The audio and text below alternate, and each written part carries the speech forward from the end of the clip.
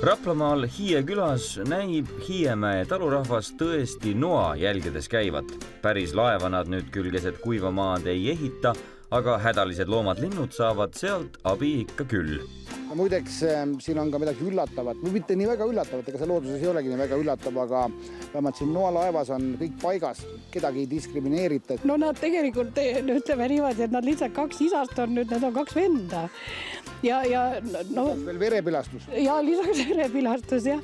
Ei no nendele nüüd teises puuris kasvavad pruudid, nii et no loodame, et see oma elu lõpeb varsti ära, aga jah, praegusel hetkel on tõesti nii, et on väga tänapäevane noalaev on see. Imeloomade selts alustas tegevust 5 aastat tagasi. Põline linnavurlede pere otsustas maale kolida ja loomulikult võeti kaasa ka oma lemmikloomad. Proua Sibellele ei jumaldab eksootilisi loomi. Sa sobi minule kui suhkur kohvisse. Madudest hoiab iga inimene häämeelega eemale. Leede pere kohta see reegel aga ei käi ja madusid võetakse isegi ravile. Maad teile meeldivad, jah? No ikka meeldivad, jah, ega ma ei teagi öelda ühtegi looma, kes mulle ei meeldi. Et miks hakkab inimene üldse madusi kartma? Ta on lihtsalt vastik, ta on nii teistmoodi, lisaks on ta mürgine, limane, külm, tuleb rooma, äkki mingi keel käib suust välja, mis siin ilusat on. No limane ta üldse ei ole ja kui ta ikka soojas kohas peesitab, nii nagu nad peesitada tahavad, on nad väga soojad. Ja kui ta ikka need lõuad lahti teeb ja ründab, seal on ila ikka liitri jagu nii. No ila on, kui me ka kedagi ründaks lõuad laiali, oleks ilmselt ka väga ilane värk. Maal oli ruumi rohkem ja loomahuviliste perre hakkas lisanduma hulgaliselt erinevaid elukaid. Ühel päeval saabusid aga 2 pimedat ja paljast varese tibu.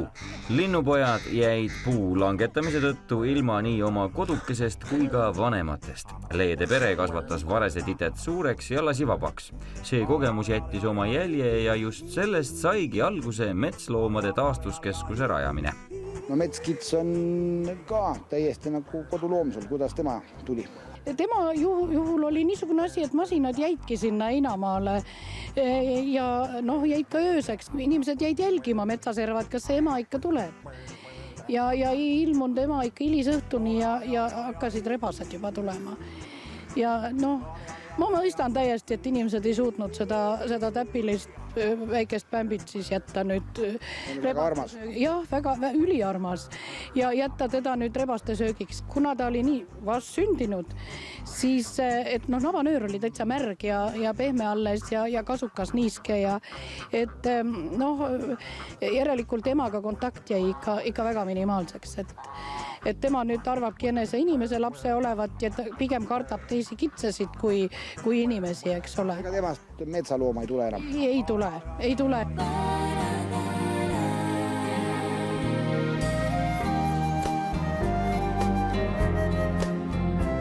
Taastuskeskuse esimesel talvel said Leede pere hoolt ja armastust tunda metskitsepreili, 2 valget toonekurge, rooloor kulli proua, 3 varest, 2 sinikaelparti, rohevint ja must rästas.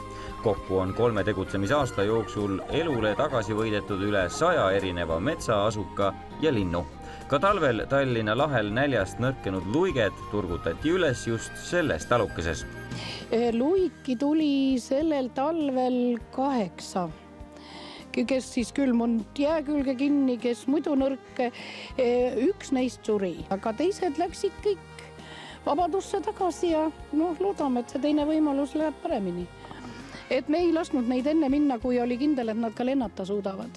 Et see kindlustaks ehk, et nad ei jää enam see aasta siis lahe peale istuma, et lähevad ka vast minema.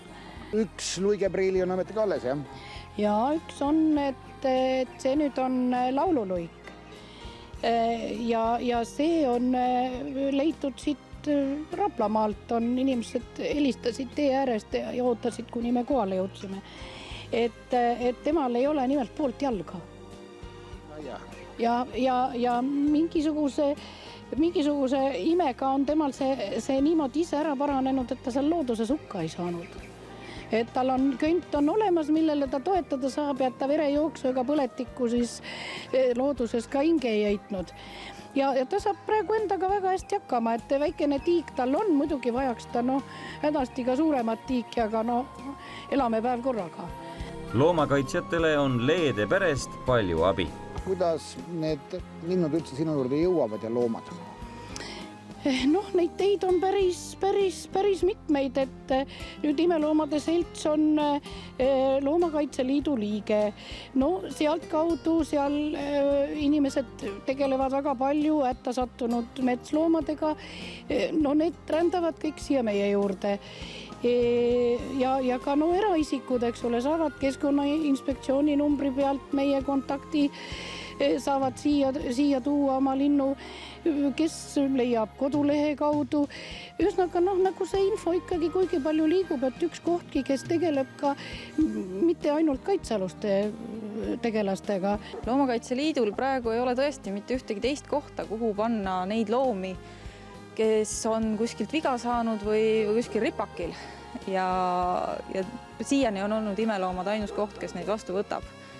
Kahjuks me neid küll rahaliselt toetada ei saa, kuid meie jaoks on see siiani olnud kindel koht, kuhu me teame, et me võime alati kindla südamega loomad viia ja me teame, et nad on hoolitsetud ja nendega on kõik tehtud, mis vaja.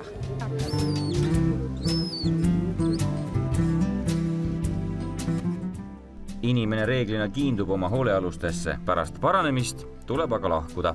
Kas sul on kahju ka, kui nad mingi päev minema lähevad? On kahju ja on ka samas hea meel. Hea meel on vaadata, kuidas ta lendab ja tead, et sa oled tema aidanud selleni, et ta saab vabadusse uuesti, aga natuke jääb ikka igatsema. Tulevad nad tagasi ka vahest? Ikka vahetuvahel. Mõni näitab oma nägu. Kes näiteks? Üks luik tuli niimoodi, et me lasime ta lahti ja järgmine hommik oli ta meil põhimõtteliselt siin samas maja ääres, et jalutas. Tänaseks on ta minema läinud? Tänaseks on ta minema läinud juba, jah. Et on oma tee leidnud.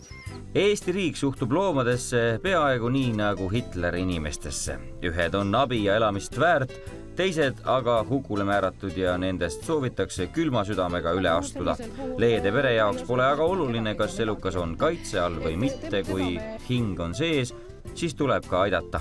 Selle põhimõtte järgi Hiiemäe talukeses elatakse ja tegutsetaksegi. Riik perekond Leede loomade taastuskeskuse tegemisi ei toeta ja kogu pulli taob kinni ainsana tööl käiv pereisa.